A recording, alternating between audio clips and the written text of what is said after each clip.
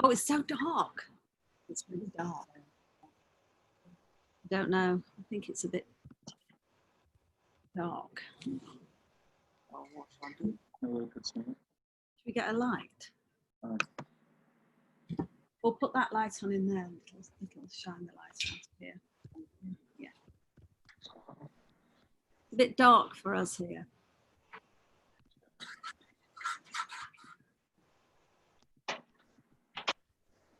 No, I mean the light in there. Hi, everybody. We're just giving it a few minutes for everybody to come on. Yeah, that's fine. If I can ask everybody just to mute yourselves so there's no background noise. How do we do that? Shit. Kim, can you hear me? Just to check. Yes. Okay. I usually give it a few minutes, like 3-4 minutes for everybody to sign up and to come on. Hi, Kim. Who's that? Rafi. Oh, hi. Okay, hold on one second. Some people were saying to me they were having a problem signing on, so I'm just making sure those people get on.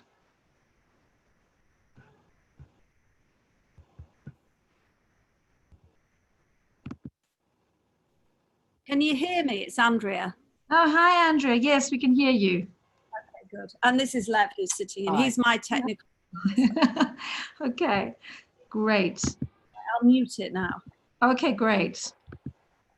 Syria was using the Golan Heights to shell Israel. Hi, Kim. Who's that? Hold on. Hi, one Kim. second. Hi. Anna. Hi, Anna. How you doing? Anna, I'm just waiting for more people to come on, and then I ask everybody to mute themselves, and then we'll begin. Lovely. We have about 80 people that are registered for the call, so we'll just give it a few more minutes. Led by Colonel Albert Mandler, advanced into the Golan Heights from Gibeat Ha'el. Had been fighting I hear background noise, so I don't know who's. Where's that coming from? Hold on a second. The idea ultimately captured. Okay.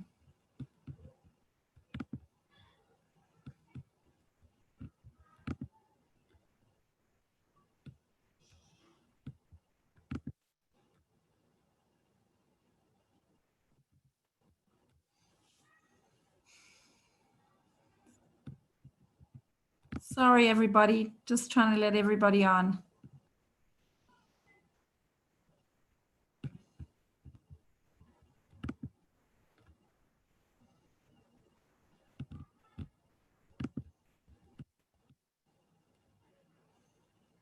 Give it about 1 more minute and then we'll start.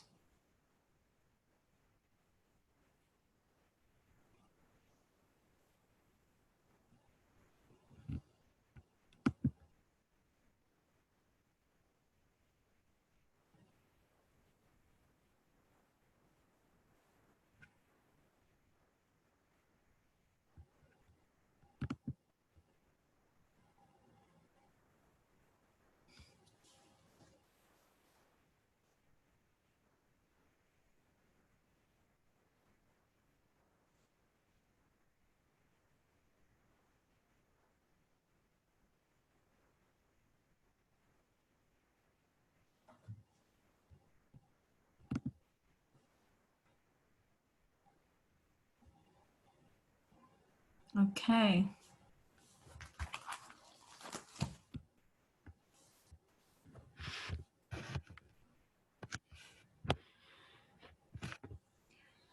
I'm going to start. I just want to also start off by saying that this call is being recorded.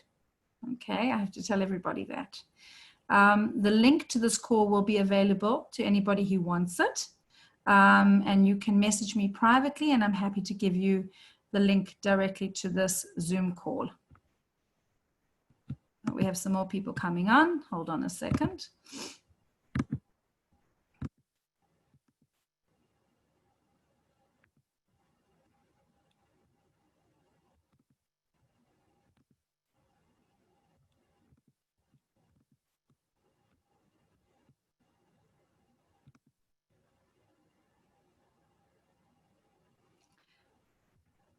Okay. So hello from Israel, from Jerusalem, from the old city. For those of you who are joining us for the first time, welcome. And for the returning people, always nice to see the same faces coming on again. Thank you so much. As we investigate and showcase different communities in Eretz Israel. My name is Kim Bash, and for those of you who don't recognize the accent, I am from South Africa, originally born in Durban, and have been living in Israel for the last 16 years. Lived in America, actually made aliyah from America, not from South Africa. More people coming on, hold on a second.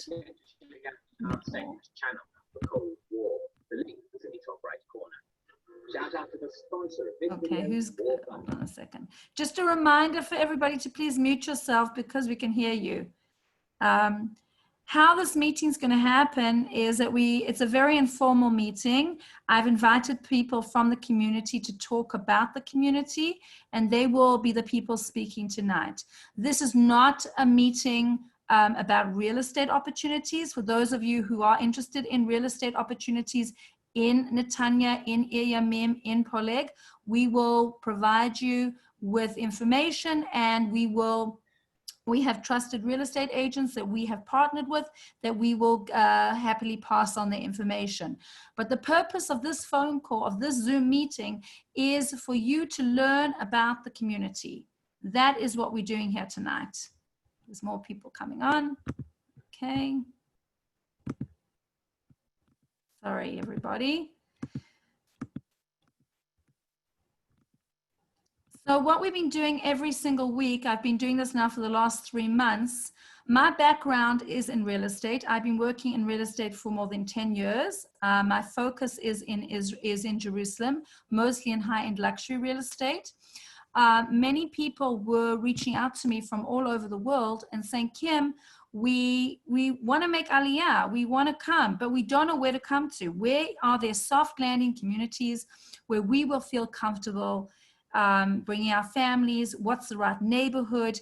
And that's how I started doing these Zoom calls with the communities. We've done quite a few areas all over Israel, and I'm very happy if anybody the first time coming on, or you would like to hear more about different areas which we have covered, please feel free to reach out to me on the chat or privately, and I'm happy to send you information on the areas that we have actually covered. And some of the areas that we've covered are places like Karmei Gat and Kiryat Gat, Moedin, Ramat Beit Shemesh, Pardes Chana, Tel Mond, Renana, where else? Quite a few other places. So just reach out to me. Hashmonayim we've done. Next week, we're going to be doing Rehovot.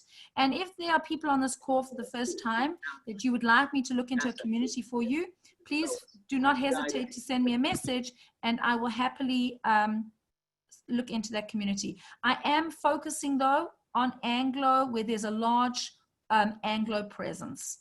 Okay, so that is the focus. So I want to thank very much all the people from Ir Yamim, Poleg, Netanya, who've joined us tonight. Thank you so much for taking the time. And we're going to start off with my very good friend, Michelle, who did a fantastic YouTube video for us, for those of you who recognize her.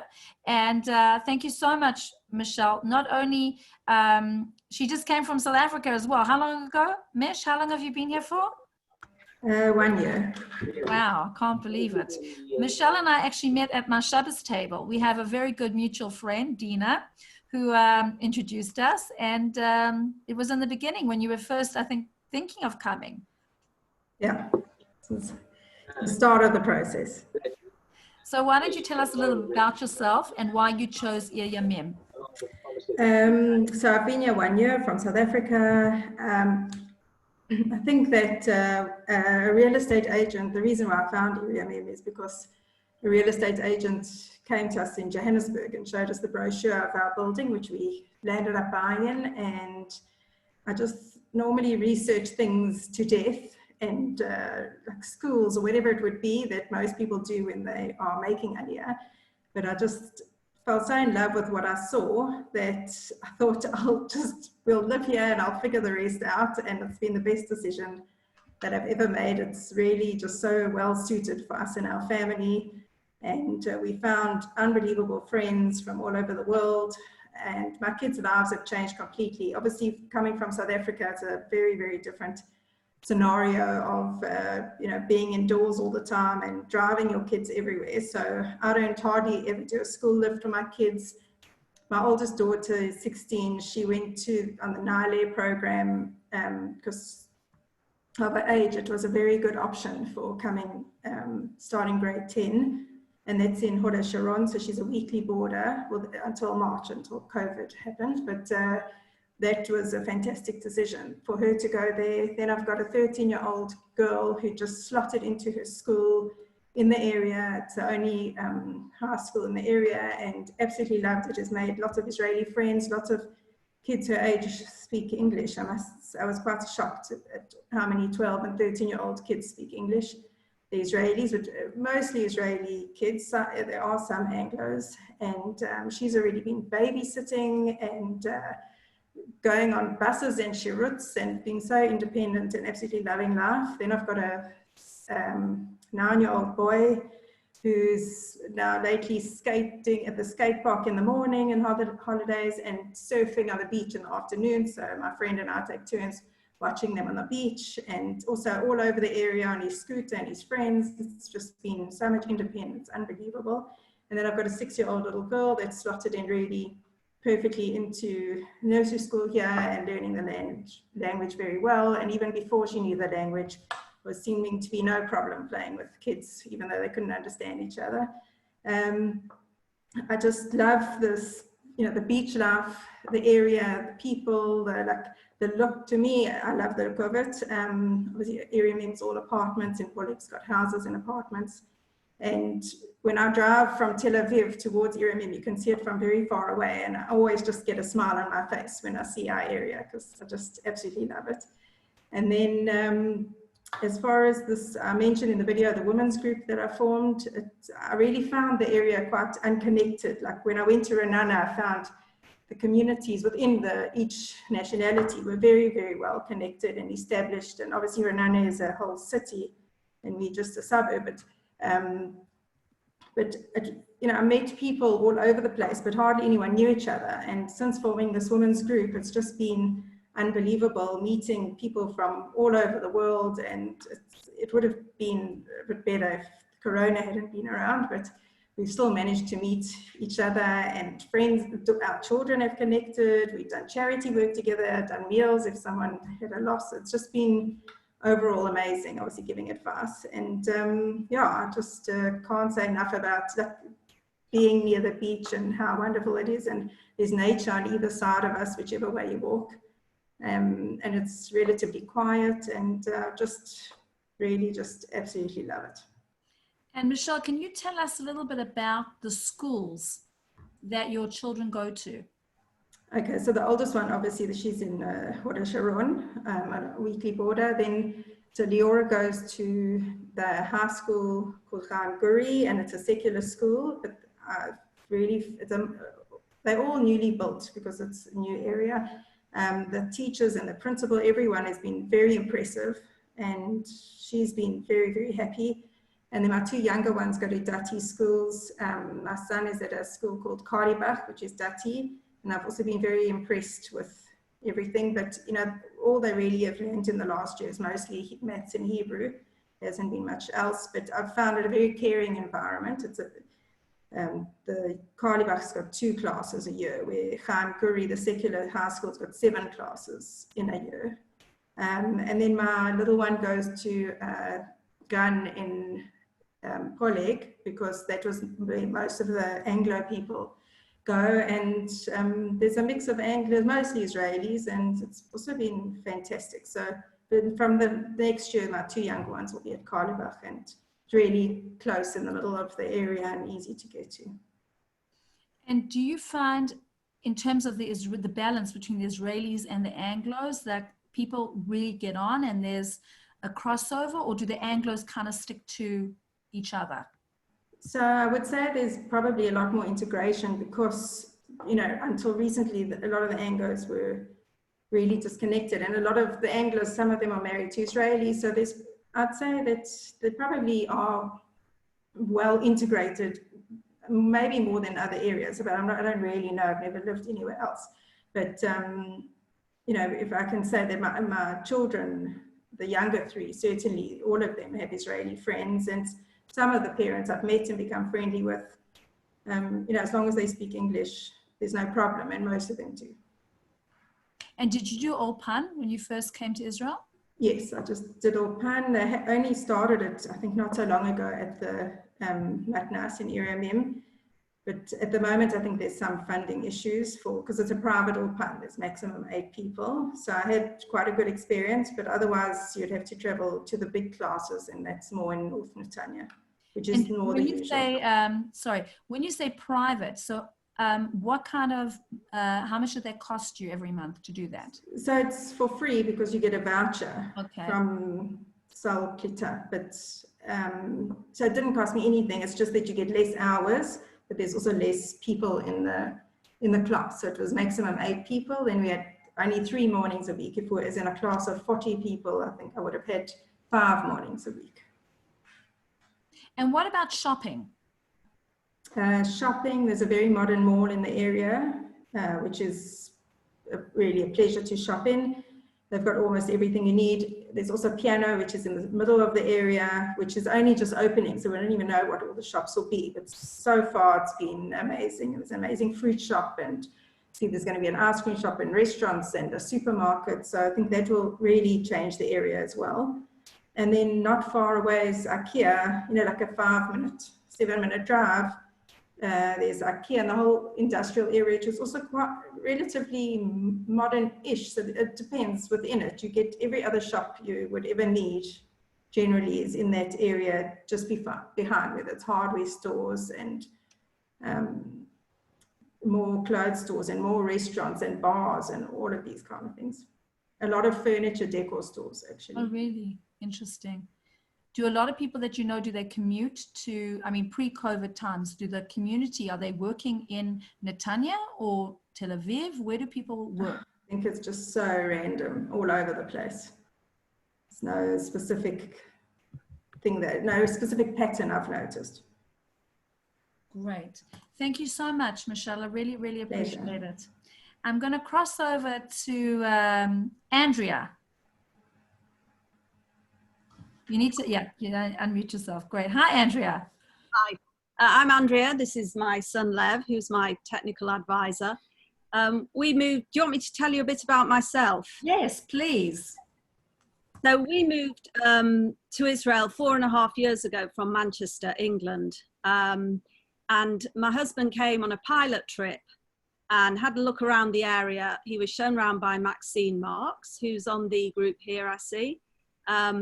And he immediately fell in love with the area. It's just fabulous. We wanted a house. We weren't really looking for a flat. We've got 3 kids, 3 dogs. So we wanted somewhere with a lovely garden, which we've got, by the sea, which it is. For us, we're right near the country club, which is really important. Poleg Country Club is amazing. It's got a brilliant outdoor pool, which overlooks the sea. Indoor pool, tennis courts, football pitches, loads of classes, loads of hugging for the kids. It really is an amazing place, and we spend a lot of time there. So for us, that was very, very important. So we've got 3 children who were 10, 12, and 14 when we arrived. Our youngest went to the local primary school called Remelt, which is right in the center of Poleg. It was fabulous for her. She had a year there. She made good friends. They helped her with Ulpan, and she came out of there speaking fairly good Hebrew. She went straight from there to the local, I say local Israeli high school. When we moved here, there was no high school in Ir Yamim or Poleg. So they went to the high school in Nordau, which is the next district. It's called Ort Gutman, and all of them are now there. Well, my eldest boy's just left. He's going in the army in a couple of weeks, but they've all been to Ort Gutman, which is a great school. There's a very wide mix of people from Ethiopia, from Russia, from France, from everywhere really. Not that many Anglos, so they've had to really learn to speak Hebrew quickly because most of their friends are Hebrew speakers. They don't speak English, and really now they only speak English when they're at home, the kids. So their Hebrew's really come on very, very quickly. I think it was hard for them going straight to that school, but it's helped them to integrate into society, and it's certainly helped them with their Hebrew. The two boys have just taken Bagrut exams and done quite well. Well, they've done very well, actually. Lev just got 100% in his maths, so well done. Wow, mazel tov. So for us, living in Poleg has been the best decision. We knew where we wanted to be, really. The community there's a lot of Anglos here, but there's also the street where we live. There are people from everywhere. Our neighbours are French. There aren't any other Anglos on the street as it happens, but everyone here is extremely friendly and helpful and welcoming. And the area itself, as Michelle was saying, is amazing. Poleg is right next door to Ir Yamim. It's literally split by the main road. So you go down the main road, look to your right and it's Ir Yamim, look to your left and it's Poleg, look straight ahead and you're at the sea. So it's all one big area and everyone mixes together, but it's just gorgeous. You've got nature reserves, you've got olive groves. There's all sorts of places where you can go if you've got dogs like we have, let them have a run around and just get away from the hustle and bustle. And it's all within a short walk. And again, you've got the beach, which is right on your doorstep, which we wanted. Poleg Beach is very cool. Everyone goes there. Everyone who's anyone is seen there. There's a lovely restaurant called Bamboo Village, which is always busy. And it's really a fantastic place for young kids, teenagers, young marrieds, adults, people who are getting on a bit like me and my husband. It's just a really good community for everyone, whether you're religious or not. It's just great. So I would say to anyone who's thinking of coming to live in Poleg or Ir Yamim, it's a great place. Thank you, Andrea. Can I ask your son a question? Yes, you can. Hi. First of all, mazel tov. Thank you. So how was it coming here to Israel? It's quite difficult coming, especially as a teenager. Yeah, well, when we first moved, it was very difficult because I didn't know the language. I didn't have any friends, but the school did set up ulpan for me inside that people employed by the school, and they helped me out with tests and everything. And now when I'm sitting my bagrut, I do still get extra help because I moved. So it's very different from the school that I was in Manchester, but it's more relaxed, isn't it? It's relaxed, much more relaxed. And helpful. Yeah.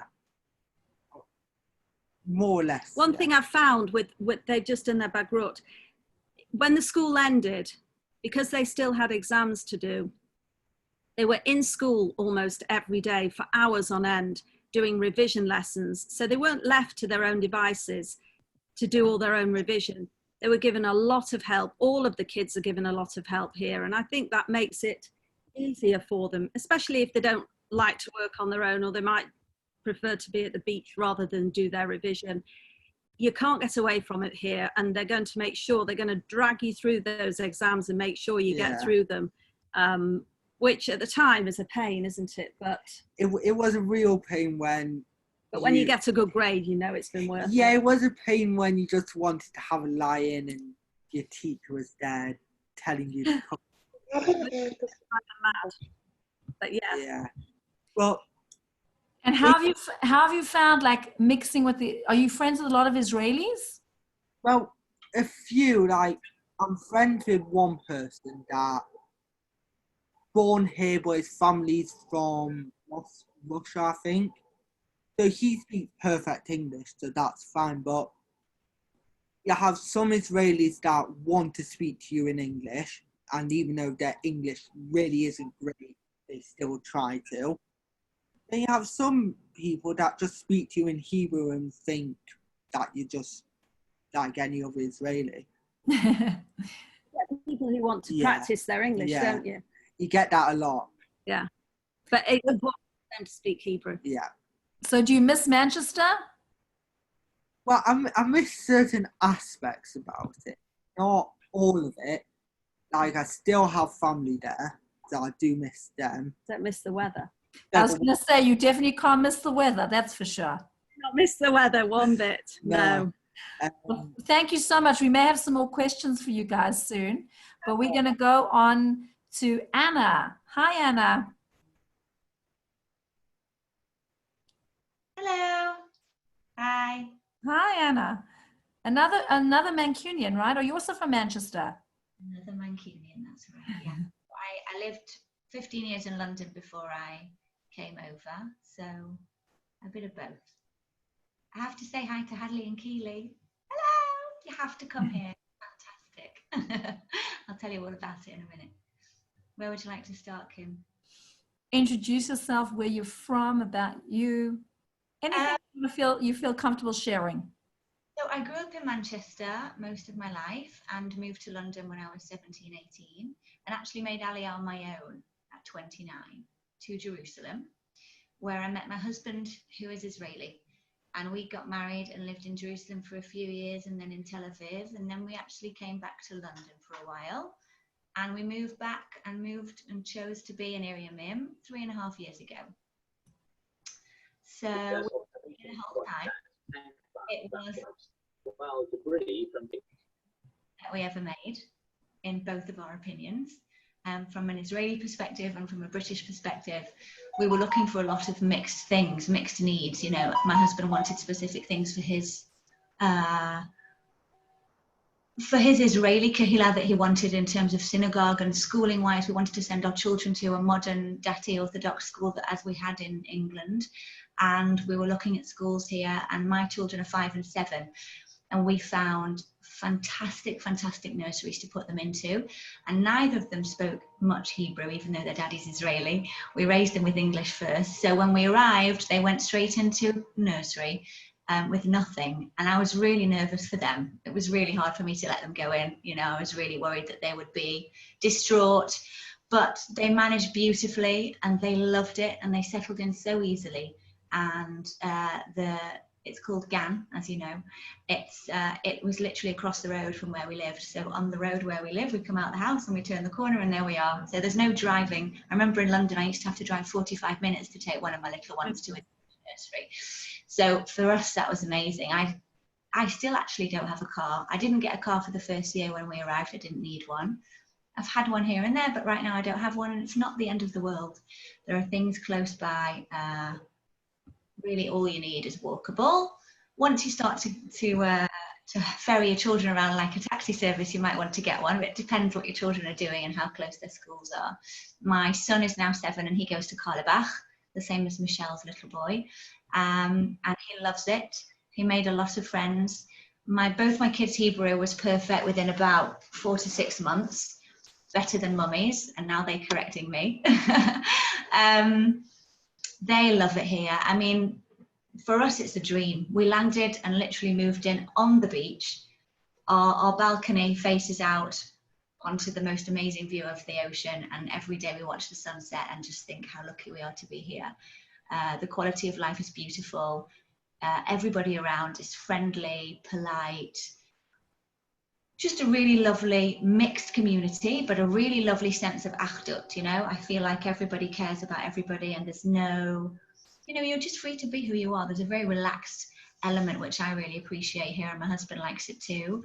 He found a great Sephardi shul, also directly opposite our house. We don't really have to walk more than 5 minutes to go anywhere. But there's also a great Ashkenazi synagogue about 10 to 15 minutes walk across the way in Poleg, nearby where Andrea lives.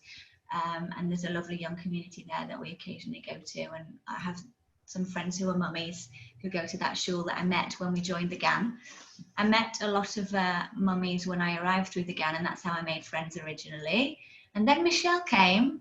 When I arrived, we were sort of one of the first Brits to come. I didn't know many Brits. I knew some Anglos, but as Michelle said, everybody was quite sort of individual, and I was aware that the area was growing, and I was just sort of waiting for the community to get going.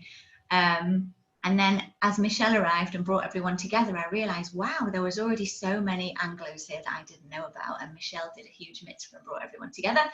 And there's an amazing community and awareness now, thank you to Michelle, and we've met so many fantastic families and individuals and more families with children from all over, very, very international. There are lots of French people here, but not as many, I would say, as in central Netanya. There are plenty of South Africans, there are some Australians, there are some Americans, and it's growing. It's really growing. New people are arriving every day. We can really see it expanding. Like, for example, Michelle and I live in the same complex with 3 buildings, and I've seen at least 10 new families come in over the past few months with children, with young children. And we have a swimming pool in our complex, a beautiful, large, almost Olympic size, it's huge, and a gym, which is brilliant. But we've also been to the country club, which Andrea mentioned, which we love. We tend to join that just for the summer months sometimes, where we can use the big outdoor pool, and it faces right down onto a view for the beach. And that has a gym and an indoor pool and loads of after school activities for the kids. You can do anything there with your children after school. They can go every day of the week and do gymnastics and dancing and football and karate and everything like that. And they make friends in there as well, so it's lovely. And that starts from around age 5 and up, 4 to 5. I would say 4 is borderline. And the Kenyon is lovely, and the Jewel in the Crown has just opened, which Michelle mentioned, the piano. And that's unbelievable. It's like a semicircle of shops outdoors, and it's created a real sort of Tel Aviv cafe culture. They're just starting to open everything now, but we can already see like people are flocking, and it's always busy, and it creates a gorgeous outdoor existence for everybody. And I don't have anything bad to say at all. I love it. Anna, can you tell us a little bit about there's some questions coming up on the chat about the religious life. I know that it's a melting pot of different types of people, but in Ir Yamim, in the reserve, in Briga Towers, are there synagogues around? Like, where do people daven for those who are more religious? So we're Shomrei Shabbos and kosher. I would call us modern Orthodox, maybe, if you wanted to put it in a bracket. And we have a choice of, I don't know, maybe about 4 synagogues to pray in. That's because I think my husband is Israeli, that he feels able to join more of the kehilas that there are. As somebody making aliyah, I would say, look, there's a Chabad shul about to open. It's being built now. Amazing. That's going to open on our road as well. And there's another shul being opened further along next to the Carlebach school in about a year or 2. In Briga Towers, I believe is it Briga Yam or Briga Towers that there's a synagogue? One of those has a synagogue itself, I believe, the Towers, yeah. And there's plenty of little minions dotted around with different rebbeim that you can find if you're interested in trying little sort of steeple-like places.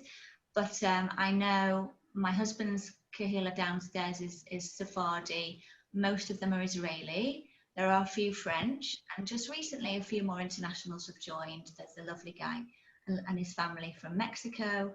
A few families from the US, somebody from Spain, somebody from Brazil. Yeah, it's filling up. So there is a choice, and you can definitely sort of do the rounds and try out and see where you feel most comfortable for the style of davening that you like. Great, thank you so much. Really appreciate it. We're going to cross over to, is Bernice on the call?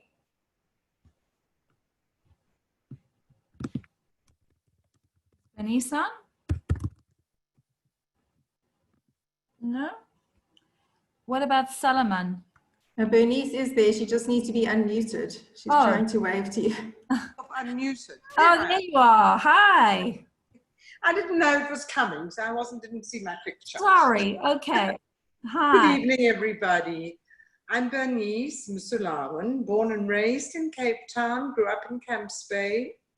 Came on aliyah in 1980. I think I'm the granny of everyone over here. And obviously, I'm not the person to go to ask about schooling, because I came here only 9 years ago. I moved from Ranana, where I'd been living for over 30 years in a house. My children got married, they left the home, and then I decided just to move out of the house.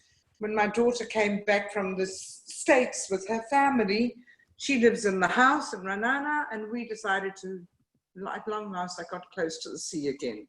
Spent my whole life, married someone from Johannesburg, and spent my entire married life waiting to get back to the sea, and I did it. And there was a question, how close are you to the sea? I'm also in the same complex as Michelle, and it's 5 minutes walk to the beach. That's it, 5 minutes. I suppose some people can do it a little quicker from where we are, and it really depends where you are, but I don't think anyone in Ir Yamim is more than a 10-minute walk from the beach. You know, it's really accessible. I think many of the apartments have a good view of the sea and the beach, not all. It's a very nice atmosphere here, very friendly, because really it only developed over the last 5-10 years. I mean, I don't know when the first people moved in, but they're still building. There's still more buildings that haven't been completed, with more apartments, more flats are going to be available. So it's a new population. Only some of the people are old Netanya families who've moved, you know, over here. Mostly people have come from all over Israel and all over the world. So they're all new here, and they're all happy to meet new people and make new friends. And I found people very welcoming and helpful. And then there are people like Michelle, who's a real, you know, good organizer. She realized there's a need for young mothers to communicate and find one another. And she put up this WhatsApp group a couple of weeks ago, I think, and I don't know how many people are there now, Michelle? Some huge number of people in a matter of days. I think it's approaching 50 now. Wow. Approaching 50. And how long has it been going?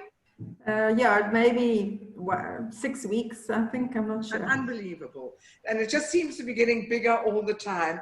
And these are a lot of young mothers with young kids who go to school, and it's just wonderful. They seem to be having a ball. I'm shielding and don't go out much because of Corona. So my life has changed a little bit.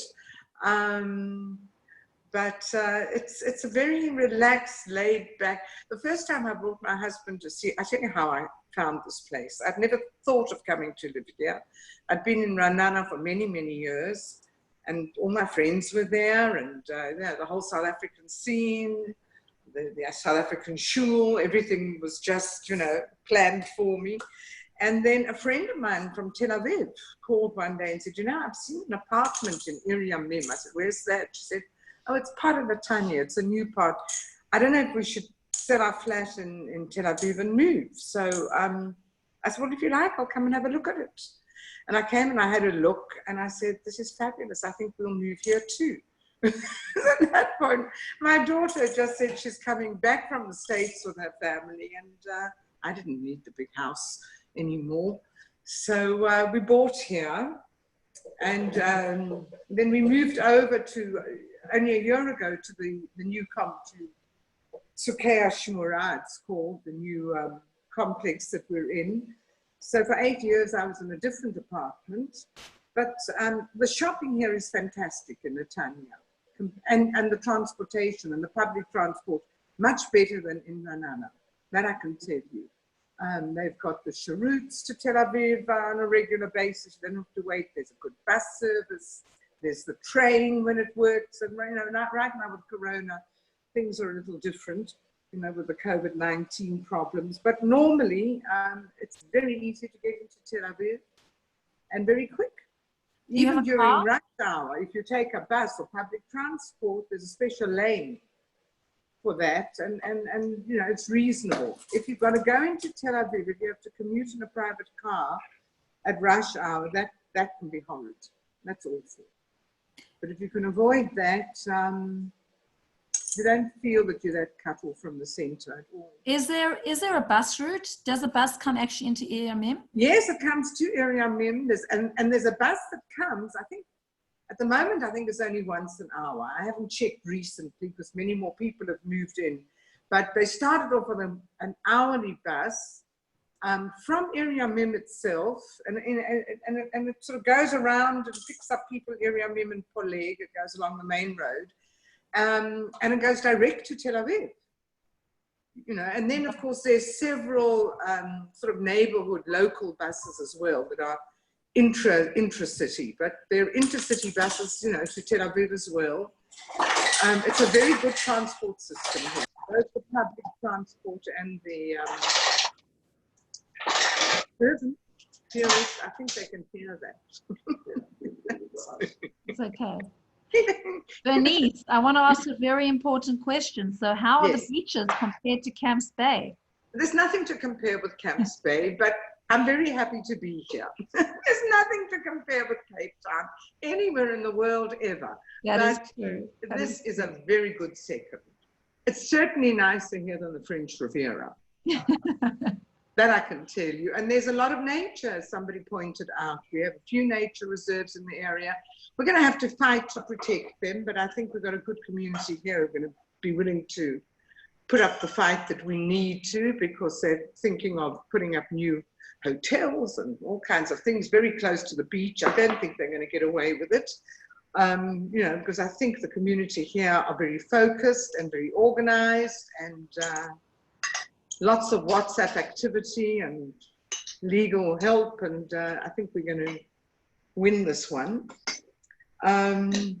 It's very, and the shops, I mean, the industrial area, what they call industrial area, it's not really industrial. It's there might be a few light industries there, but it's a huge shopping area, and there's absolutely everything. I mean, people come from Ranana to come shopping in Netanya. We've got a branch of every major supermarket chain. We've got IKEA. We've got cinema complexes. We've got factory outlets for practically anything you can think of. You don't have to go to Tel Aviv. Never have to go to Tel Aviv ever again. Somebody was asking us about how far is the train station, the main train station from Ir Yamim? 5 minutes by cab? No, we don't use the main Netanya train station. There's a train station called Beit Yehoshua. If there's no traffic, it's 5 minutes. But I usually budget 10 to 15 minutes to get there, get my ticket, you know, go to the right platform, which, you know, if I'm going into Tel Aviv, I need the platform on the other side. So I leave 15 minutes before, and then it's 20 minutes. And that goes straight to Tel Aviv? Goes straight to Tel Aviv. The first stop is at the university. That's 15 minutes. Oh, sorry, Herzliya. The first stop is Herzliya. The next stop is university, which is close to Tel Aviv University. That's a 15-minute ride as far as university, and to get to the main central station is 20 minutes, 19, says my husband. And then there's several more Tel Aviv stations, and of course that's all now linking up with the fast train to Jerusalem. I think now in the last few weeks they've made it a direct train from Savidor, from the central Tel Aviv train station. So we've got a good train service. Amazing. Thank you so much. I really appreciate your time. Is Ellie on the call? Ellie Tilson, is he on the call? Yeah, I'm on the call. Hi. Hey, Ellie. Thanks so much for joining us. Of course. I'm sorry I'm in the car. I'm on my way to... I don't want to see you looking at the screen then. You have to look straight ahead, okay? Don't worry. We're in Israel. It's fine. I can do both. Okay. So now. Okay, I really wanted Ellie to come on because he's really active in the community, and I want you to tell us about yourself and the amazing things you're doing for the community. Amazing things. That's very sweet. So I moved to Israel about 16 years ago. Wow, 16 years ago. Went to yeshiva, went to Gush, and then I stayed and went to the army. So I'm like a little bit more Israeli than not. But still, I grew up in New York, and thank God I moved to Ir Yamim about 7.5 years ago when I got married, and we have 3 kids, 2 boys and a girl, 6, 4, and a little baby who was about almost 2, 1.5, 2. Don't hold my word on it. Once you get past 3 kids, then you just don't even know what's going on anymore. We were very lucky. When I was in the army, I used to go to Poleg Beach a lot, and at that time, Ir Yamim was sand dunes. There was no buildings there even, and since it's unbelievable how many buildings and Ir Yamim and everything has happened there, I got very lucky to meet Maxine Marks, who is absolutely wonderful and has been in Poleg for very long. I'm not sure if she's going to speak, but if she really is an expert, and I highly recommend her for anything and everything Poleg and the Tanya. And I mean that on a friend level, not on a business level. She's really phenomenal. And she introduced us to an apartment in Ir Yamim. And about 4 years ago, almost 5 years ago now, we bought a house on the Poleg side, right by the beach, right near the shul.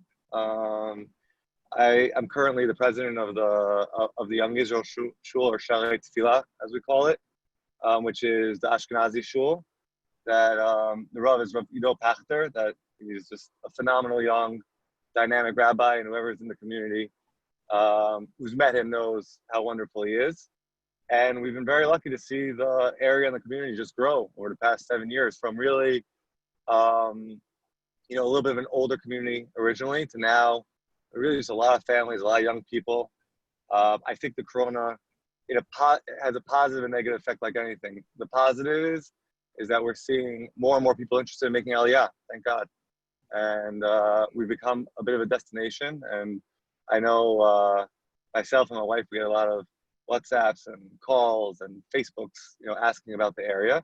And this is wonderful what you're doing, Kim. This is really lovely what you're doing. And it's just, real kibbutz galiyot, Eretz Israel, so kol hakavod. And just awareness. And I think you got just such a nice mix in Ir Yamim Poleg of just dati, not dati. It doesn't really matter. Everyone kind of gets along really, really well. There's the schools, from our experiences, the Gan has been just great. My son's going to Kita Aleph next year. He's friends with everyone in shul. They hang out. Corona, no school, people are hanging out. Shabbat, our houses are full of friends and kids, and our house could easily have 10 to 20 kids in it on any given Shabbat. Of different families and people. So a lot of kids, and just really wonderful. Amazing. Thank you so much. Of course. So I'm just trying to mute somebody because it's very noisy. Hold on one second. And just again, I want to stress to people that the reason that, even though I am a broker and I specialize in real estate and I know a lot about different real estate all over Israel, the reason for these phone calls is for people to find their community. I'm very much into the fact a house is not about the 4 walls. A house is about your community, which becomes your home. And there's so many amazing places in Israel. So hopefully Ir Yamim is ticking the box. Can I say one thing on that you said? Yes. That it's very true, but I think it's unique in Ir Yamim Poleg. I think the people on the phone would agree, is that although like in Chutz La'aretz and Galut, you have a lot of the shul is the center and the community center, and you have that here. But the reality is that there's so many different centers in Poleg, and everyone kind of gets along. I think that's very unique to Ir Yamim and Poleg. And anyone who's looking and they're not sure religious, where they fit in, this and that, the reality is we have everything. and you're 1 degree separation from what you need to find in the area. So people should feel comfortable and ask the questions, not feel like they have to fit in a box, because it's very, very eclectic, nice mix of people. And I think that's very important for people to know as well. Absolutely, I agree with you. And I also think it's very important, especially for people who are listening from abroad. And I always say to my clients, you cannot copy paste your life in America, Australia, South Africa when you come to Israel. There's a lot of reframing. And the most important thing is just putting both your feet in and really giving it a chance and embracing Israel and what it has to offer. So if you come with an open mind and embrace the community and are open to different things, and I think that you have a much more successful aliyah experience, which is important. So I wanted to ask, is Salmon on the call? Sorry, he's on, he's actually in the next room. I'm at his shared office. He's just on a Zoom, he's not sure. So we'll see just now, rather let someone else speak. No problem, no problem. I want to call upon my very good friend Julian, who lives in Poleg. And Julian is a fellow South African and colleague. Where is Julian? I'm here. Can you hear me? Yes, hi. Hi, Kim. First of all, thanks for having us again. And I know we're not talking business tonight, but it is great doing business with a true professional like you. And I hope we can make many other people's lives, their dreams come true, and carry on doing the great work together. That's on the thing. I came to talk about Poleg and Ir Yamim, and the truth is I've heard 5 people talk tonight, and they didn't leave much because Poleg and Ir Yamim, without a doubt, is the nicest neighborhood in Israel today. I mean, like Ellie said before, a mixture of religious, non-religious, young, old, everybody. And disagree with Bernice said before. I think that the Poleg beach is much nicer than the Camps Bay beach. I was also born and bred in Camps Bay, but nothing beats the Poleg beach. The great thing about Ir Yamim itself is the way it was designed, and it's a pleasure that finally they took a neighborhood and designed it properly, basically on 2 promenades, one leading from the east part of Ir Yamim all the way down to the beach, and the other one, from the east all the way down to the beach, and the other one from the nature reserve, which is in the north going south towards the Poleg neighborhood. And the whole idea is, when complete, hopefully in 4 or 5 years' time, when the neighborhood is fully complete, all kids and everybody will be able to walk from one point to the other point, from the shopping mall on one side to the beach without crossing any roads. So it was very well designed.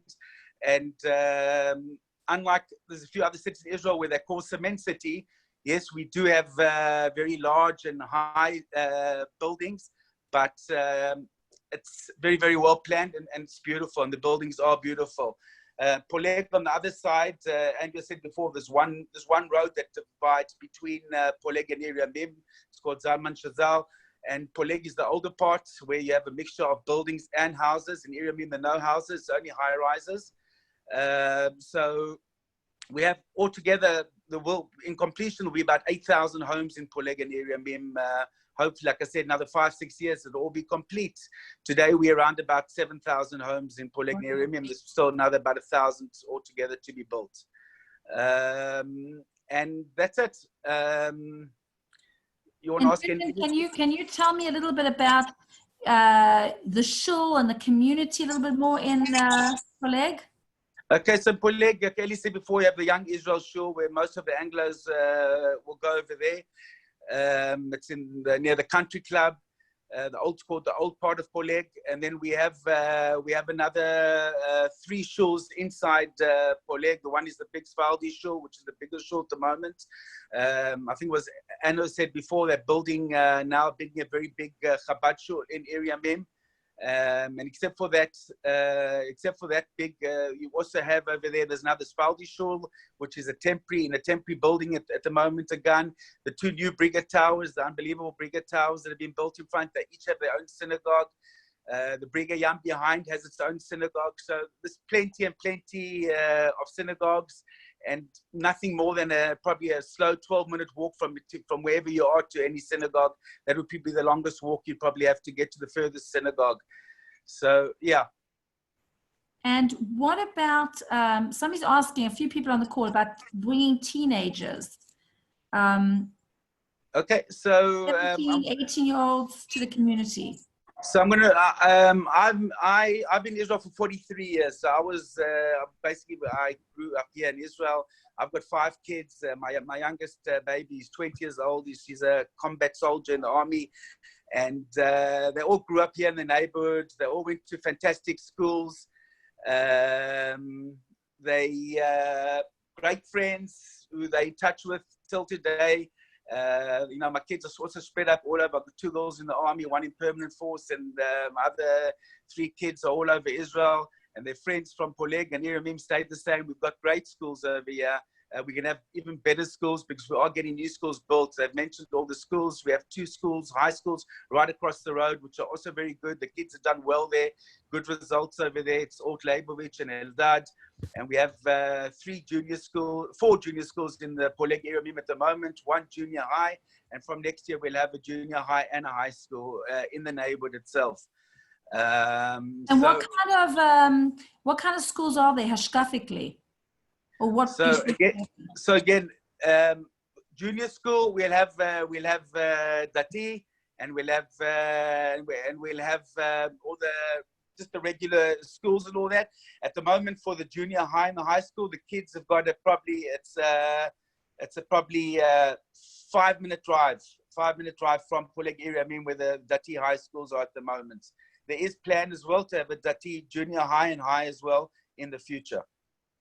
And when you say Dati, and I'm just clarifying because there's a lot of different people on this call, are the schools mixed or separate? Or maybe somebody else on the can answer, but I think somebody else would answer better than me because, like I said, when my kids grew up here, there was a Dati gun. There were never Dati schools. I think the junior schools are mixed, and I think the junior high and high is going to be separate. That's what I've understood from the deputy mayor who I spoke to yesterday on Friday about the school. And I do believe that there is a Beis Yaakov in Netanya in South Beach, correct, as well as Kiryat Belz is a more religious neighborhood in South Beach as well. So there are definite opportunities which I can, if anybody's interested in that, please direct message me and I will give you the information on that. Julian, thank you so much. I'm going to also ask Darren. Hi, Darren.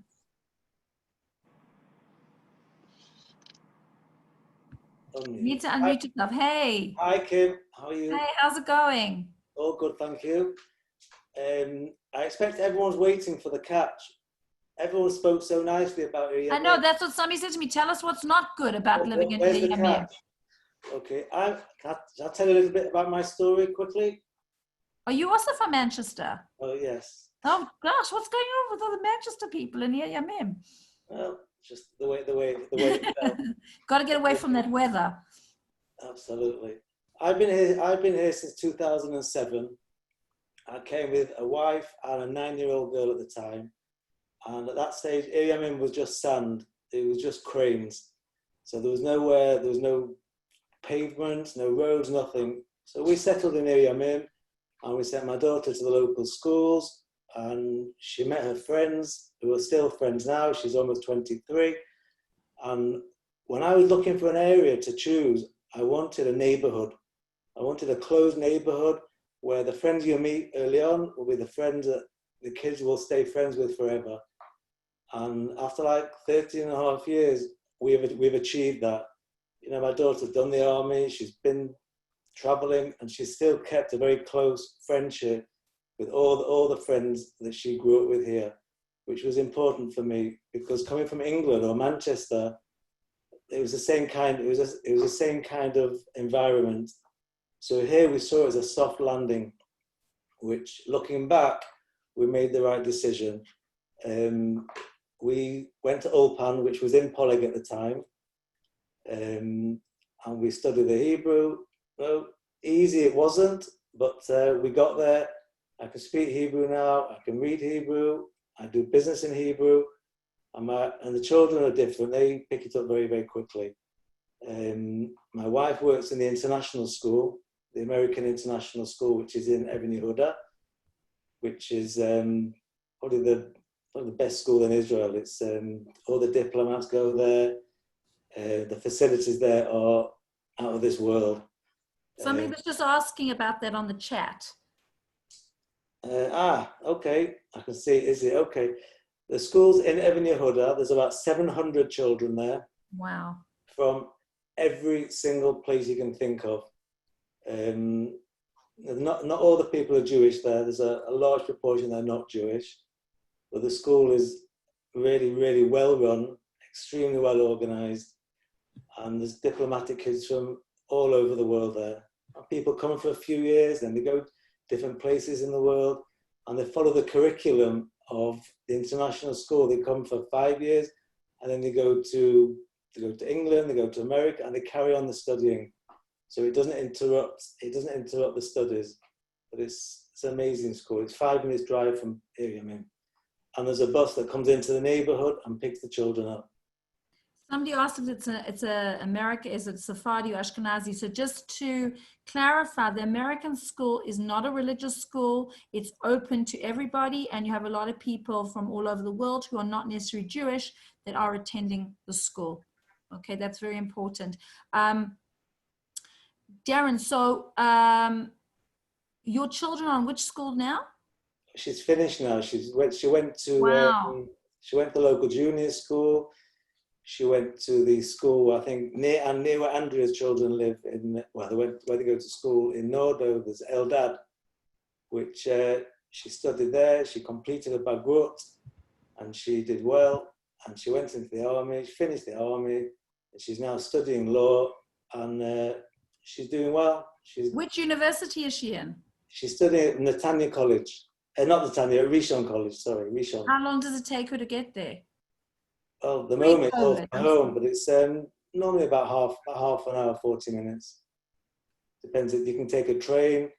And I heard somebody talking about the train station before.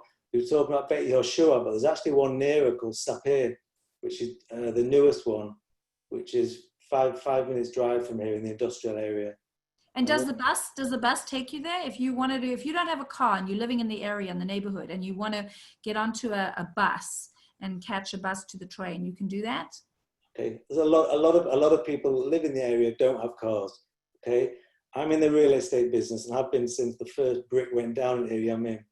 So we've been helping many people settle in from all over the world, and many of them don't have cars.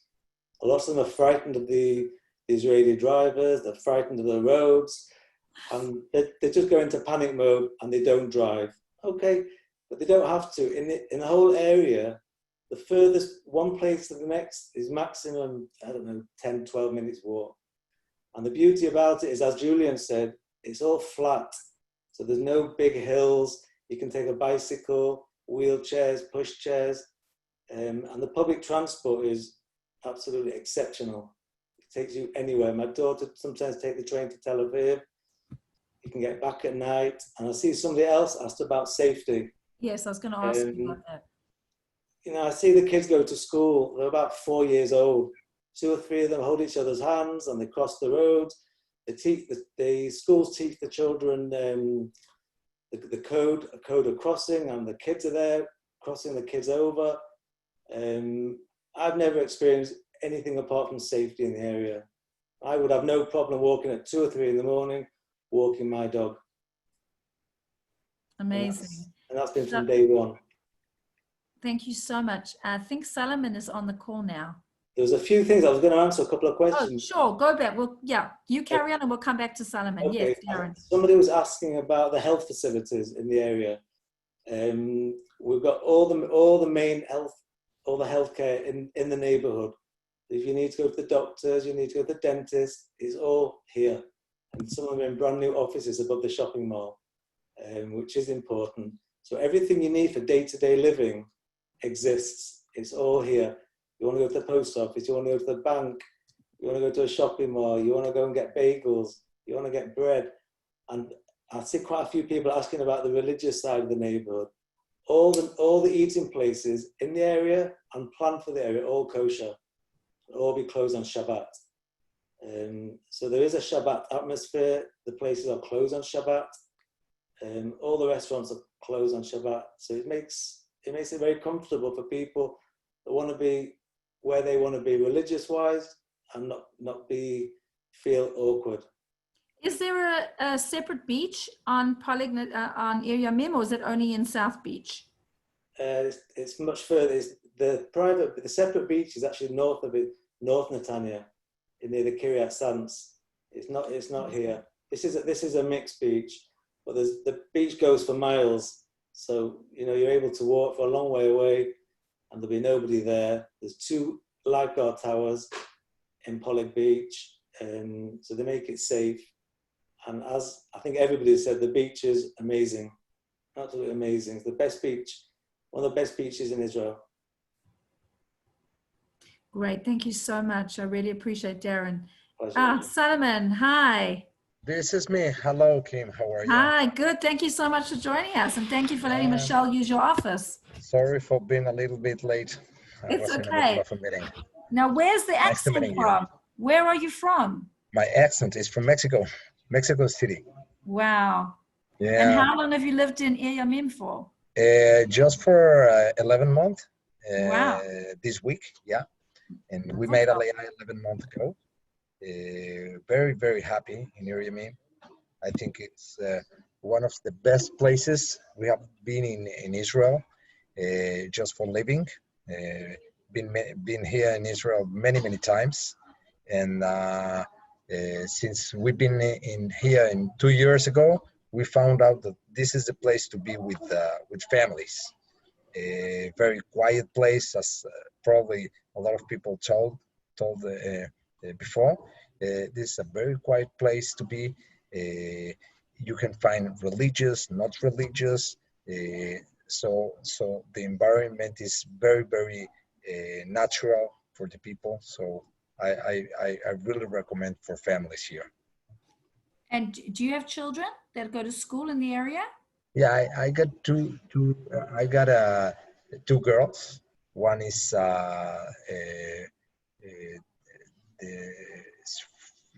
13. The other one is 11 actually, and they go to the schools in the neighborhood. One it calls Chaim Guri. That one is for Guri is for higher. It's Hativat Benaim, and the other one it's Chaim Hefer. It's for the young one. So both schools are amazing ones. Are they girls' schools or mixed? No, it's mixed. It's mixed. It's not a religious school, but they give some traditions, Jewish traditions, in both of the schools. So I believe they are amazing ones. And there is not too many people from Latin speakers, but there is a lot of people who made aliyah in the last years in both schools. And have they been like helping with your children with the language? Is there like an Orpan program for the children in the school, or is that something you have to do privately? No.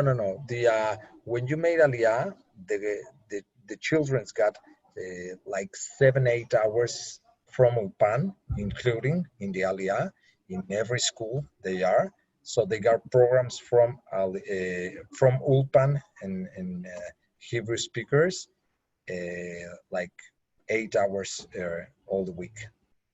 Yeah, in both schools. And they've made friends? They make friends. Yeah, at the beginning, it's a little bit difficult, but for the young one it was very fast. But the 13 girl that I got, it was a little bit difficult in the beginning. But now I think she's getting in more in the socialized. So I think it's great now. Yeah. That's great. Well, I wish you much hatzlacha and good luck. It seems like a really wonderful melting pot of different types of people. It really does. Somebody's asking, I don't know if we can just open it up to the people from Ir Yamim and Poleg. Is there a Mamlachti Dati school? Do you know about any of the more religious schools in the neighborhood, maybe in South Beach? Mish, do you know? I know there's some families that live in the area that are more religious, so their kids go to Dati high schools. Unfortunately, the one friend couldn't be on the call, but he did send me a list of names, and there's quite a few schools he mentioned, especially for boys, that are in Netanya and on a bus ride away. And his daughter goes to Severe School in Herzliya, which seems to be a popular place for Anglo girls to go, because apparently they've got an advanced English program there. So there's a lot of Anglo girls, and there's transport arranged that she goes to Herzliya. I also want to just say to people who don't know, but in Israel, it's not uncommon for people like Michelle's daughter, for example, who you can live in an area and then commute 20 minutes to 45 minutes to a school, if a school, you know, the desired school of your choice is not in your neighborhood. So a lot of people, my daughter, I'm in Jerusalem, and my daughter travels every day, well, when she was going to school, 45 minutes to get to her school. So it's not uncommon for children to do that here in Israel.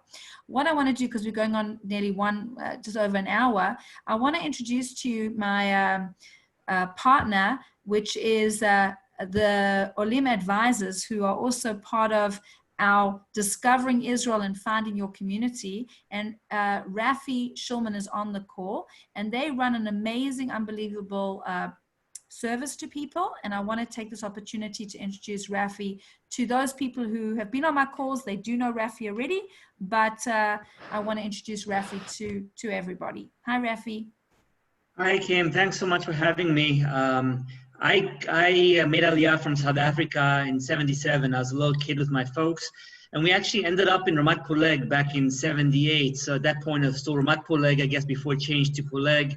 We lived in Ramat Poleg for about 3 years, and then we moved to Rehovot, where I lived for another 5 years. And then my dad got a job in America, like a lot of Israelis said, I'm going to go to America, make a lot of money, and come back in 2 to 3 years. It didn't quite work according to plan. We ended up living in the States for about 30 years, and finally came back home about 5 years ago with my wife and 4 kids to Hashmonaim, which is a small yeshuv near Modi'in. My sister and I started Olim Advisors 5 years ago because we realized that making aliyah is challenging. Even for me, when I came back, I speak Hebrew fluently, I have the Israeli chutzpah, I know the mindset. It's a very daunting experience. There's a lot of things that people need to deal with, and planning aliyah from abroad is challenging. Finding communities, finding a home is just one of those challenges. Finding schools, every family has their own story, special needs and other things like that. And so what we did is we put together, we started a company that helps people from A to Z. So all of the practical challenges that people are dealing with, we are in essence the eyes and ears here on the ground. We work with amazing realtors like Kim and other people to really help people make these decisions. And so what we typically do is start working with people anywhere from 6 months to a year before they make aliyah, really understand what they're looking for, help them narrow it down to communities, then help them actually plan a pilot trip if that's something that they want to do. And then when they get here, there's a lot of things that need to be done. Going to the bank, going to Misrad HaKlita, Misrad HaPnim, those are things you need to do in the first week or so, setting up your utilities, and then just helping the family acclimate and adjust, and going with the kids and the parents and advocating for the kids. You know, everyone here that's made aliyah knows that it's a challenging experience, and with the right planning and the right connections, you can get through it. And very often it becomes more of a seamless process. And really that's in essence what we do, is we help people go through this entire experience from the beginning to the end. And typically we work with people for, like I said, 6 months to a year beforehand to 6 months to a year after. And anything that comes up, from making doctor's appointments, helping people buy a car, helping people choose a kupat cholim, so on and so forth. There's 101 things that people need, and that's what we're here for. So Kim just asked me to join the Zoom meeting just to introduce myself. And really, if anyone has any questions, we often speak to people that are just starting to think about this. They don't know where they want to move. They don't know when they want to go, but they need some advice. They need a starting point. And so we are happy to get on the phone, just talk to people, and just guide them. You know, if they end up using our services, great. If they don't, that's fine too. I think Kim and I share a passion of just helping people make aliyah, and we want to help as many people get here as possible. And so I really want to encourage all of you who are thinking about it, whether it's in the near future or down the road, to reach out to me. I'll put my contact information in the chat. And, I'm just happy to talk to people, help them kind of think through this. And if it gets to the point where you actually have decided to make aliyah, I'd be more than happy to help you. So I wish you guys all a lot of tzlacha. It's an amazing experience for myself, my wife, our kids, the best decision that we could have made. And it really, I want to encourage you to, if you're thinking about it, really go through the process. It's manageable. People that have made it here have gone through it, and if they can and you can, it's just a question of planning ahead. And so feel free to reach out to me. I just want to add on to Rafi, because I really think his service is incredible. Nefesh B'Nefesh does an amazing job as well, but they don't really hold your hand. You can read a lot about things on the website, get information. And the reason I started these Zoom calls is because you can Google Ir Yamim, Netanya, and you can get all this information. But really, it's about meeting the people and connecting and seeing if this is really a place where I see my family. Are there like-minded people like me in this community? And unfortunately, a lot of people are not going to have the opportunity to do pilot trips. So I'm dealing with right now a lot of communities in America, which their whole chevra, the whole community wants to make aliyah, and they're looking for opportunities to come together. And I'm also doing properties. I'm selling real estate, which I've never done before, sight unseen, where a client will contact me and say, we want to buy something, we want to get our money out of America, we want to secure a home in Israel. We're not really ready for aliyah right yet, but we do know that the prices for sure are going to go up in Israel with the wave of aliyah. And any agent who tells you otherwise doesn't know the business very well. So I can tell you from experience, being on the ground, that prices are only going to go up with the demand in real estate all over Israel. And real estate investment is a very good, solid investment. There may be a little bit dip in prices after people who took up mortgage holidays. That may, people may unfortunately have to sell their homes. So we may see a little bit of a dip in the prices, but I don't think that will last very long. So I also want to quickly, I wanted to, because we're running out of a bit of time here, but I want to ask Julian. Julian, are you on? Hey, I'm Julian. on. Hey. Hi. Okay, so we're going to, as I said, this is not about real estate. We will cover it. If anybody wants real estate opportunities, to please email me directly and I will pass on the information. Julian, you live in Poleg. You're very experienced in the neighborhood. I want to know an average, and if we can just sum it up very quickly, rentals as opposed to buying. Give me an average of a 3-bedroom, 2-bathroom, nice view in one of the new buildings. What would that cost in terms of renting and buying? Okay, so rentals, the average price in rentals in Ir Yamim are basically around about, which is usually a 3-bedroom or 4-bedroom, around about the 66,500 shekels. That's the average price. If we go to the fancy buildings, we mentioned before the Briga Towers, we mentioned Reserve Towers, Tukar Shmura, where the 3 ladies live. The prices are more expensive. The actual levies will be much higher.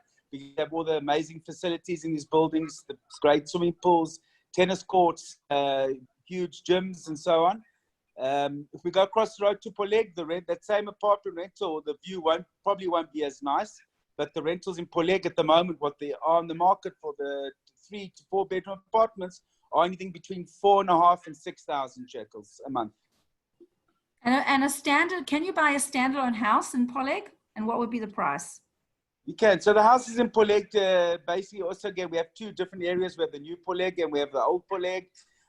Prices at the moment on the market in Poleg, we have houses from 2.8 million shekels, which would be a small house, would be probably 160 square meters with a small little garden. To be probably 3 connected or 4 connected. And those start from 2.8 till 3.2 probably. And then we'll have the more expensive houses, which are the semi-detached and the single homes, which will be anything between 3.6 million shekels, and goes the highest property at the market in Poleg at the moment. The highest house in the market is a house going for 15 million shekels. Okay. And between that, you'll have all different types. Of course, depends on the size of the plot. Here in Israel and Netanya, we have smaller plots, and they build their houses higher. There'll be 3 or 4 stories. compared to Herzliya Pituach, where it'll be 1 or 2 stories and they'll be on much bigger plots. But the prices, again, are much, much cheaper than Herzliya Pituach. And I also want to just stress to people that the rental prices, if you're going to go for a new building like Briga or Ir Yamim, Reserve Towers, you must understand that you will have maintenance fees. And the maintenance fees are to cover the security and all the awesome facilities. So those buildings are going to be higher priced in terms of your monthly levies, as we call it, maintenance fees, than some of the older buildings. So if you want those facilities, then you're going to pay for them. It's very important that you know that. Poleg has the more, Ir Yamim is mostly apartment buildings. Poleg is where you're going to get the opportunity to buy cottages or freestanding houses, which are also very hard to find. And then, of course, you have Netanya, South Beach, which is a whole different area completely. But there are lots of opportunities. And if anybody's interested in the real estate world and looking into what's available, please email me directly and I will put you in contact with the various professionals in the area. One last question I want to go. Somebody asked me about being single in Ir Yamim. I'm going to open up to the floor now. So are there singles living in the community? Definitely. Yeah, I replied privately to the one question. I would say, I mean, it's just such a mix of everyone and anyone. So it's there's no like one type of person. And certainly if it was a lady, it would be very easy to meet through my group. And if it was a man, it looks like our women's group has also become a bit of a dating site, trying to fix people up. So we'll try. So you're saying there is a life for somebody who wants to make aliyah and come there as a single person?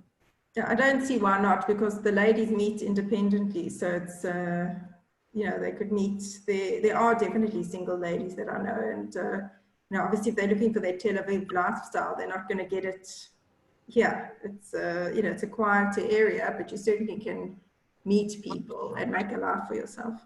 I mean, you're not far from downtown South Beach, Netanya. If you want more action, I suppose, if you want to go there as well. So what I'm going to do now is, first of all, thank you so much to everybody for joining us tonight. But I want to open it up for the last 5 minutes of questions. And I just want to repeat to you, my email address is Kim, KIMLBASH @gmail.com. And you can find me on Facebook and on Instagram. And every single week, Bezrat Hashem, we are going to be covering a different community in Israel. Next week, we're doing Rehovot. And the week after, I think Carmiel, and the week after that, Haifa. So just keep following me on Facebook or Instagram, and I'll tell you what's going on. And again, please private message me if you would like me to investigate a different Anglo community for you. And I'm going to open up the floor for the next 5 minutes. For those of you who leave us, it's always a pleasure to see you.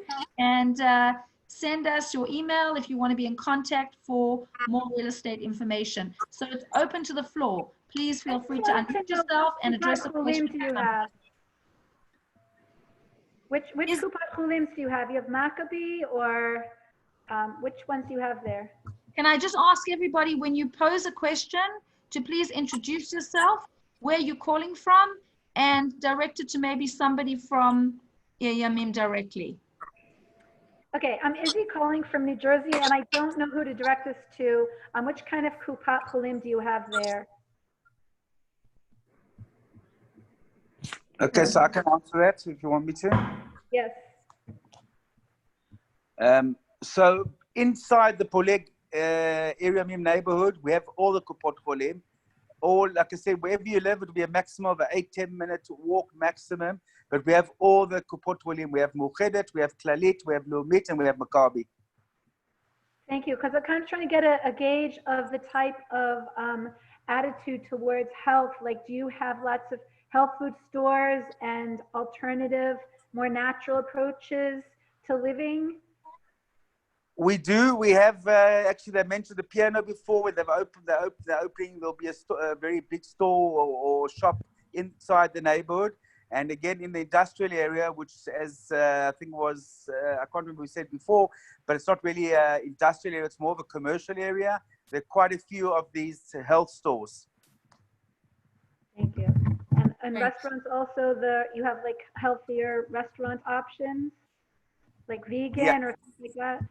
Yeah. Become very big vegan, very big over here at the moment. I think the whole of Israel's very health conscious, just to let you know. Absolutely. Everywhere you go, you'll find vegan options. It's really incredible. There's amazing places you can buy all over Israel now for people who are very health conscious. They have gluten-free bakeries and things like that. I'm not sure about that, but you can too many bakeries, unfortunately. Too many. Okay, who would like to ask another question? There was a question about, I'm just going to go through the chat quickly. So the question is about special, oh, go ahead, Kim. I thought sorry. No, Izzy, ask a question. It's okay. I'll come back. I just wanted to know about like special education, because like if you have a kid who's twice exceptional, gifted, and learning issues, or like they have an IEP in the United States education program, people say you need to be more in the center, more near Yerushalayim for, like they need extra time or they need more help with language or writing, things like that. Do you have options like that there? And is that School for Diplomats, the one that Darren Rich mentioned, does that cater to that kind of student? If anyone knows, we're talking about like a 12-year-old boy. Yeah. Again, I'm sorry for butting in, but we have an 8-minute drive from us. There is a school called Beit Tamar next on Kibbutz Shfaim, which is got for kids who need that extra help, that extra time to be put into them. That's a 7-8 minute drive from Poleg Ir Yamim, and kids can go over there. About the American school, I think Darren will need to answer that one because I'm not sure. Thank you so much. But could you just sort of type it out in the chat or say it again slowly? You said it's an 8-minute drive to a school. Beit, B-E-I-T. Beit, like house, Beit. And the second name is Tamar, T-A-M-A-R. Okay, great. It's on Kibbutz Shvaim. That's correct. Thank you so much. Somebody's asking about the, again, maybe Julian or Darren, the new hotels that are coming up on Ir Yamim. Is that worrisome? Is that bothering people? I mean, it's already planned. There's nothing to do about it. Yeah, it's definitely bothering people, and most of the people in Poleg and Ir Yamim are getting together to try and fight it. There is planning for 6 hotels to be in front over there, and there's been a lot of Zoom meetings over the last couple of weeks all over the world: France, England, Israel, South Africa, because we have owners of apartments all over these places, and are trying to collect quite a big sum of money to go to court and fight them. So it does bother a lot of people. On one hand, that's what made Hurt Slippy Tuach.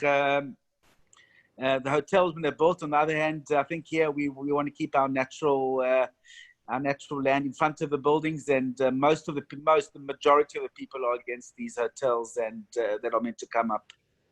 I'm also wondering a little bit about the politics there. Is it very heterogeneous, or there's another neighborhood, Ramut, where somebody is saying it's pretty much everyone supports Trump. I'm just wondering politically, how is it, and do the politicians there listen to the people, and do you have a voice?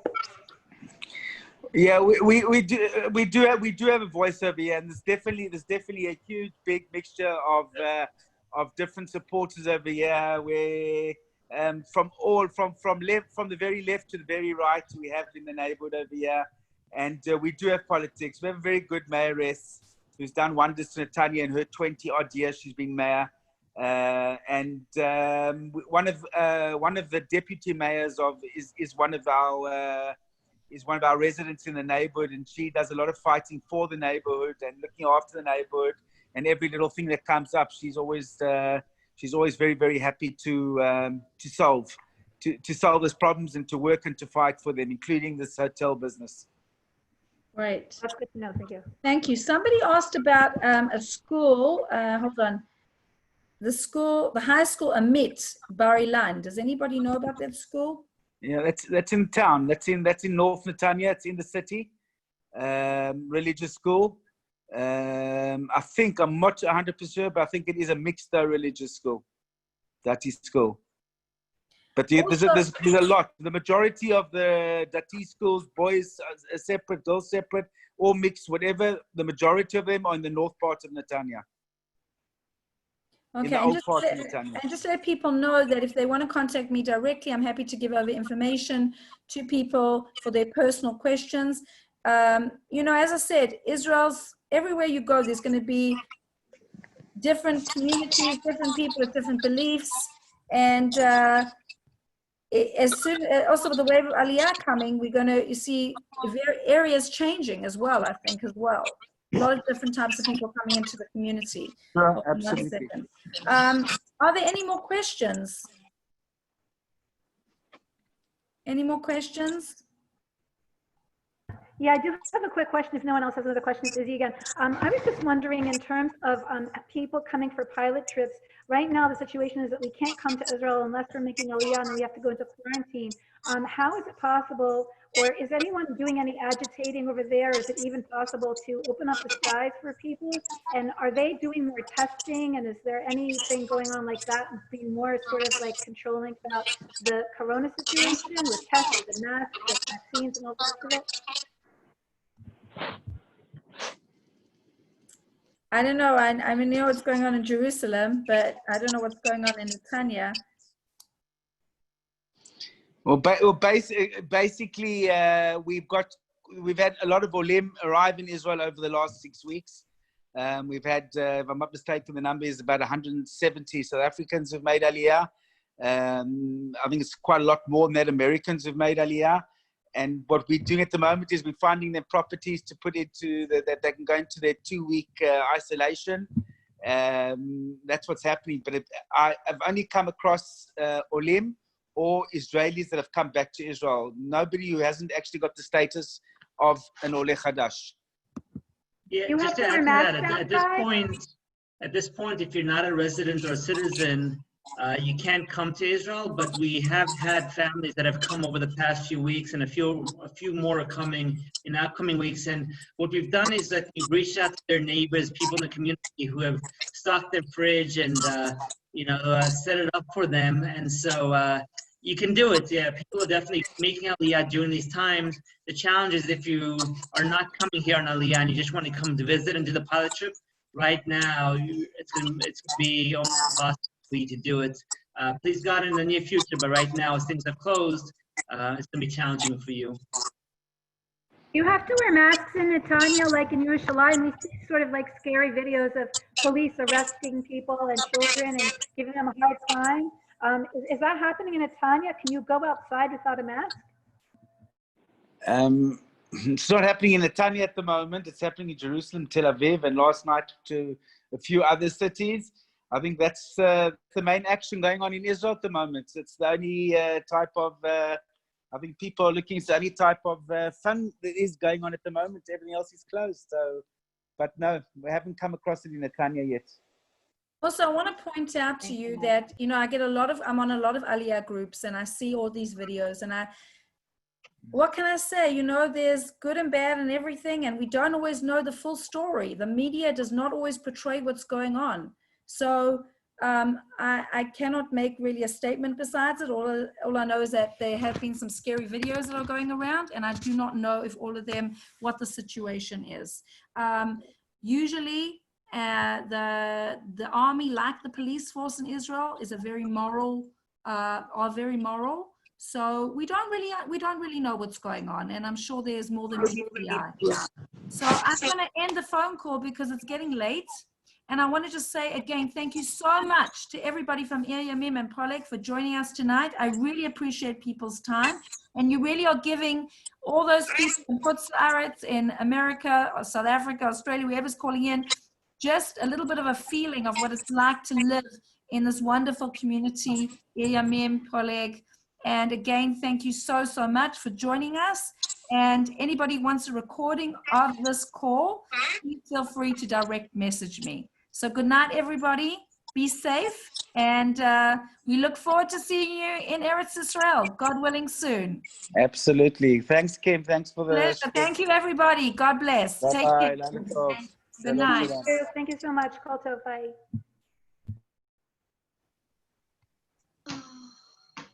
I'm staying on if anybody wants to ask last-minute questions.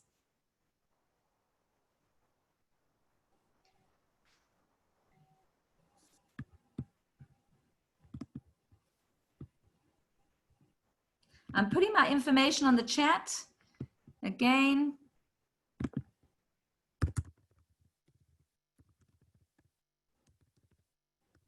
Hi, I'll ask a question, Kim. Sure, who's that? My name is Miriam. Hi, I'm from New York. Where would you recommend for a more Haredi person? I would like a smaller yishuv, American Haredi. How many children are you coming with? My youngest will be finished high school when I come. So, and are the kids going to come with you, or they're going to stay in America? Just the youngest will come, and he'll probably just go to whatever yeshiva is proper, is appropriate for him, probably in Jerusalem. But and you want to be based in Yerushalayim? I don't want to be based in Yerushalayim because it's too expensive and it's too crowded. I want a nice view, relaxed little town. So my colleague, Deborah, are you on the call? Deb? Is she gone or she left? I am here. I'm here. Okay, so I'd like to, sorry, I didn't get to introduce you. This is a good colleague of mine, Devorah, who's helping me with business development, and she's going to answer that question. I'm trying to remember the name, of course. It's Rabbi Zev Leff's Yishuv. It's fabulous. Matisyahu. Right, Matisyahu. You have the Haredi crowd. You've got the relaxed feeling. You've got individual houses.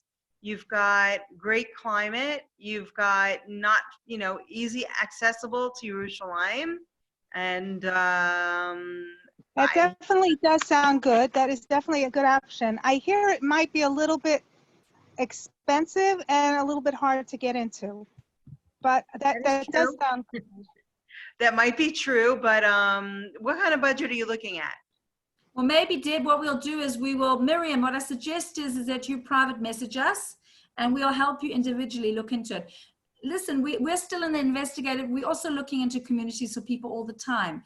And there are so many different communities popping up all over the place now.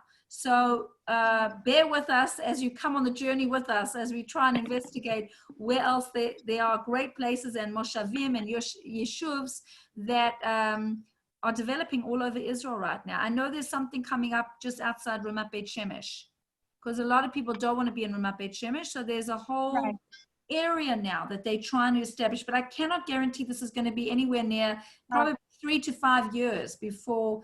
Yes, I know what you're talking about. I think you're talking about not Neve Shamir, Neve Mechiel, I think Neve Mechiel, I think that's what it's called.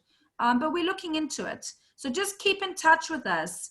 And if you hear anything, you tell us so we can look into it further for you. I would like to know, around Beit Shemesh, there are several different yeshuvim. I know most of them do not have any dati or haredi in them, but maybe some do that I just don't know about.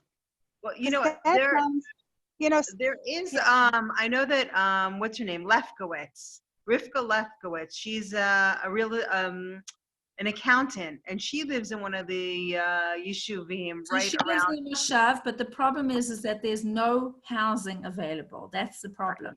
There's very limited opportunities in some of these Moshavs because people bought long time ago. So there's not much available to buy and there's not much available to rent. Sometimes there'll be a piece of land for sale that people will, develop themselves. I was just at a beautiful moshav called Moshav Aderet, which is just 15 minutes out of Ramat Beit Shemesh, where I'm selling a house. And it's gorgeous, but it's definitely more predominantly Dati Lumi, strong Zionist community, but not Haredi. Right. What I say to people is, if you want to create your own community, we can do that as well. There's many places, there's lots of land for sale. So bring your community, bring your shul, get your rabbi on board. I spoke to a couple today who's actually looking to do that now. Can I ask a really cool question also about, I appreciate your time, staying on, about the different parts of Netanya. I could tell you my husband definitely wants to move to Netanya. He has his heart set on Netanya, that's it. But a friend of ours who lives in Israel mentioned the McDonald's shul, and I was just wondering, this was about Ir Yamim and Poleg. I was just wondering how far, if we like the type of environment or neighborhood this compared to near the McDonald's. I think McDonald's is a little further north. That's South Beach. Oh, McDonald's shul is called South Beach. I think that's if that's what, is that the predominantly Anglo shul? Yes. Yeah, that's in South Beach. So Okay. that's So, you can't walk it. I think it's a good 15-minute drive from Ir Yamim and Poleg. I'm not sure if I'm correct, but I can find out. I know you're specialized in Jerusalem, so maybe it's not fair to ask you, Kim. I don't know if anyone here is still here who lives there knows anything more about it, but how would South Beach be comparable to Ir Yamim and Poleg in terms specifically of the demographics, socioeconomic, religious, as well as the housing? So I can answer a little bit, but I'm not, as you said, not the professional in this area. South Beach is always going to be very expensive. Okay. But Ir Yamim, where the new towers are, Briga and Reserve, they've really upped the prices there now. So you can, it's probably pretty comparable to some of the older, I think in Netanya, there's, I'm trying to remember the names of in the very beginning where they had the doorman buildings and the swimming pools, front line onto the beach, which is probably the same kind of pricing. But there are older buildings there, which you can get if you don't want all the facilities, amenities that these places have, then you're going to pay lower fee. You can buy something for about $800,000, $700,000. Okay. In South Beach, but not first line onto the beach. You're going to look like more into the, back end, maybe 3 or 4 streets away, more of the city center. The religious, I have a friend that lives there as well, and she has daughters that all go to the local Beis Yaakov in Kiryat Belz. Kiryat Belz is the religious part of Netanya, and it's very Haredi, and that's where you have your separate beach. Okay, so that's South Beach, where your friend lives in South Beach is closer to the separate beach in Kiryat Belz? Correct. Kiryat Belz is a suburb of Netanya, of South Beach. It's further down the promenade, if you know Netanya. But that's where you have all your Mahadran kosher restaurants and your little, in the cholent, as I say. Okay, my husband just asked, he's here too, but he was asking quietly, that's not walkable to Ir Yamim, right? That's like no, not walkable. And in terms of the demographics, because you're saying Haredi and they go to a, Kiryat Belz, we're more, I guess, it's hard to put American terms into Israeli terms, but we cover our hair and wear skirts, but our kids are all eclectic, and we don't have television, but we do have internet. We work and learn. My husband's a professional. So we're not like straight like Haredi where, we want our kids to work and learn like they, we do army and not, it's not like, Haredi in Israel is like black hat, separate from everything, sort of more separate. And it's more, that's not what we are. And it sounds like this area where your friend is with the Mahadran kosher restaurants, maybe more black hat Haredi, or is it sort of like, no, they're not. They actually are not in area. They are not in Kiryat Belz. They're in South Beach. And again, it's all, it's interesting, and I hear what you're saying, but I regard myself as Anglo-Haredi, whatever that means, and it is different here in Israel. I hear what you're saying, but I think as the aliyah wave comes, there's going to be changes in neighborhoods, and I think that Netanya, there's a bit of everything. There's a bit of everything. Right now with a horrible, insane pandemic, we were planning to come to Israel in August. I didn't pay for camps for my kids this summer because we were really going to come and look for getting a place. And now it's hard to do that. And I'm wondering how feasible is it, because I'm a little bit nervous about prices rising because there's the wave and then demand is going to go up.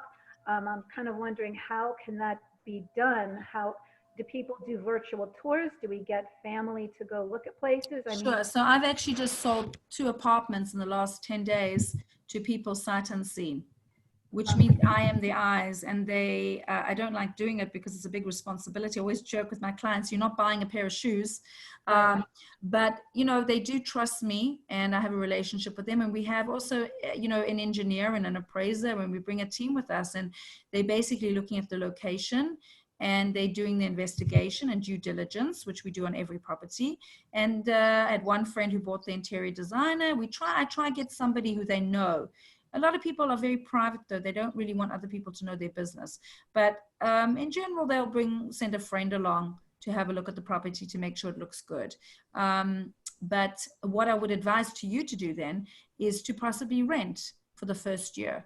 The thing is I'm sorry to interrupt, but we were thinking about renting, but we actually were planning on getting something as a second property while we're still here. We can't sell the house here yet.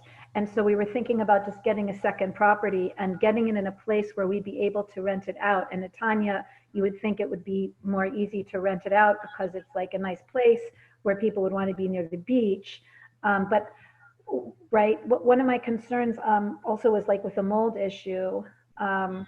People have said, I don't know what kind of places, but how could you, have you heard that there's a big problem with mold First of all, any apartment that you do, and this is it doesn't for all my clients, it's standard, whether it's a $500,000 apartment or it's a $5 million, it doesn't make a difference to me. You bring in an inspector.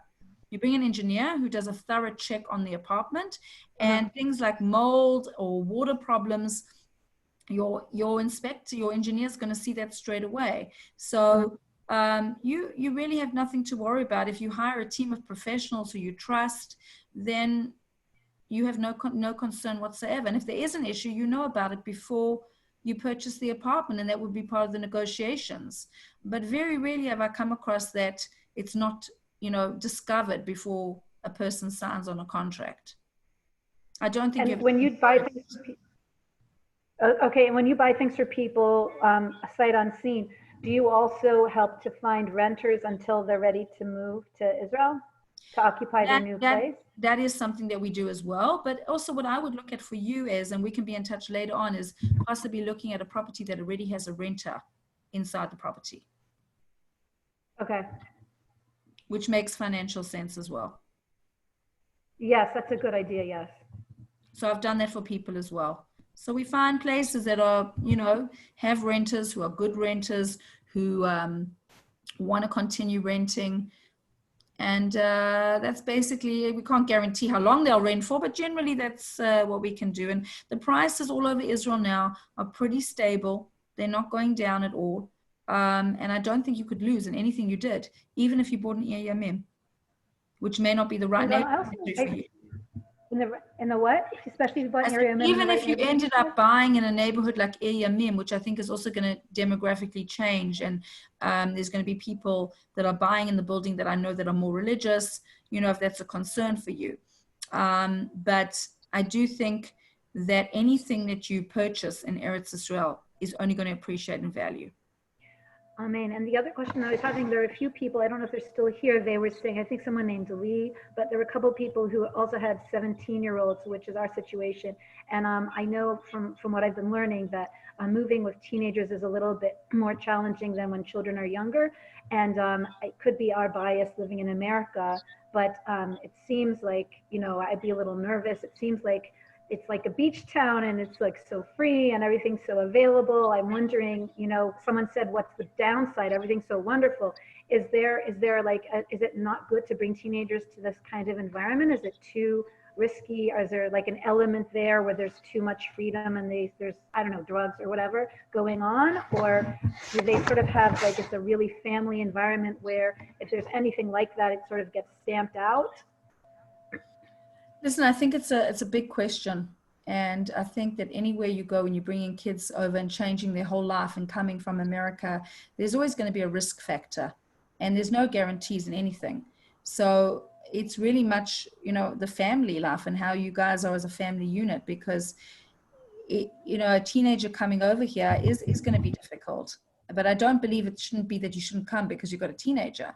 I think that it's Maseres Nefesh right now, in my opinion. I don't think people, I think America, I'm not going to go into a political discussion because I don't want, that's not what this call is about, but I do believe that, you know, that every Jew should be coming to Israel as soon as possible. So, and Right. I think that that's a risk that you have to take. I don't know the answer to your question. There's, you know, I live in the old city and we have, it's a very Haredi neighborhood, but there are kids coming from very well-known families with big, their parents are, you know, very big rabbis in the community, and their kids are going off the derech. So, you know, I don't know how to answer that question. I'm not sure. I think we just, as my Rebbitzin would say, we have to daven. Daven, exactly. And there's nothing that can, you know, you just protect your children as much as you can. But at the end of the day, they are their own people. They have their own bechira, and you can only protect them so much. Mm-hmm. And I think that would be, by the way, wherever you go, whether it's Yerushalayim or Netanya or Renana or Ramat Beit Shemesh, Mm-hmm. there's a Now, risk factor. With regards to the my one son is telling me he doesn't want to be in the army. How does that work? In order to, you know, once you're a citizen, it's my understanding that everyone serves in the army. It opens up jobs, and there's sort of more discrimination if you don't go in the army. So what would possibly be the reason that a person wouldn't? If they have some kind of a medical problem, or if they're Correct. sitting in the yeshiva? Correct. If they have a medical issue, and also if there's if they're going to go and learn, if they're in full-time learning. But there is, by the way, I want you to know, there's a very strong Haredi army unit that they encourage the boys to join. And that doesn't mean they're on the front line. They can do administrative work as well. Okay. I mean, listen, I've got 4 boys. And I'm, you know, I believe that if you're living in the country, that's part of living here. Do I want my children to go to the army? No, because no mother wants their child to go to the army. Not because I don't believe in the army, because as a mother, I don't want my kids going to the army. God, you know, God forbid anything should happen to them. But that's part of living in Israel. Right. I mean, the discussion we're having now, I mean, I know it's not a political discussion for now because, of course, we all see what's happening and we see the writing on the wall. But, you know, it's a little concerning that there's no constitution in Israel, and right now it seems there's a lot of discrimination against religious Jews. You know, who knows what's happening in these videos? That lady with the bags who was grabbed by police, maybe she was a homeless person. I don't know what was going on there, but it's certainly the girl who was 13 years old, and you know, the police came and she was crying, and then they took her for a show to the police station. Look, we're not bad people. But what is going on? How can you protect yourself against like these kinds of, you know, in America, we have like sort of more, like we have sort of rights where we don't have to do this or that, but it's becoming more and more oppressive, God forbid it is. And so I guess my concern is, you know, in Israel, I mean, I don't know, it's a totally different system, and it seems like there's a lot more, it seems like it's a little bit more controlling, like, I don't know how to explain. I mean, I don't know. Listen, I hear what you're saying, and I don't know the answer. I can't. But again, I would rather be. I come from South Africa, so you know the police were corrupt. You know, growing up, so you know that's just the way it was. I'd like to think that Israel is, you know, the police force, as I said, IDF are very moral. Are there bad eggs amongst that? I'm sure there are. But again, you know, you don't mess with the police. Well, right. And I mean, one of the best things about one of those videos was how all of these men who were just regular citizens, religious or not, came to the aid of this little girl who was standing there with her lollipop crying because the policemen were bothering her, and the policemen left. So to me, it's like there's such a mishpacha feeling in Eretz Israel that you don't have outside of Israel. And it is like coming home, but it's very frightening to us when we see what's going on. It's very hard to come in. Now they want to test people in the airport. You have to get 3 tests. You have to get a swab in your nose. And the test is such a farce. We know it doesn't mean anything. There's false positives, there's false negatives. It's just so capricious. It seems like it's very frightening. It is frightening, but I think that's everywhere around the world, and Israel's just doing its best to protect its citizens. And I think that's, compared to the rest of the world, we've done a pretty good job. Is it perfect? Well, that's the thing that's different about Israel, 100%. I mean, in New York, they're literally killing people. And we see this, and we know this to be true. And they're literally trying to get the numbers up because of political reasons, and this is absolutely not a question. And in Eretz Yisrael, they even try to save the lives of Arabs who would, God forbid, not even be so friendly, right? So that's a big difference in my mind, that in Eretz Yisrael, talk about the Medina, whatever you say about it, but it seems like they really value life there. They're really trying to save lives. They're not trying to kill people. I just want to add one thing, is the bottom line is we're all in Gullus, whether we're in Eretz Yisrael or we're in America. We're all in Gullus. That is reality. But it is, even with all of the different levels of hashkafa and this and that, it is a mishpacha when you're here in Eretz Yisrael, in the hospital, in the buses, in the supermarkets. It's Shabbat Shalom everywhere. It's, you know, when the Chagim are coming, you know, it's a totally different environment. So it's home. Even though it's got problems, it's still home. Yeah, that was well said. Thank you. So I want to say good night to everybody. I actually have another few calls to make with people looking to make aliyah, and thank you all for joining us. And please feel free to reach out to us individually, directly. Good night, everybody. Thank you. God bless. Good night. Bye. Bye. Bye.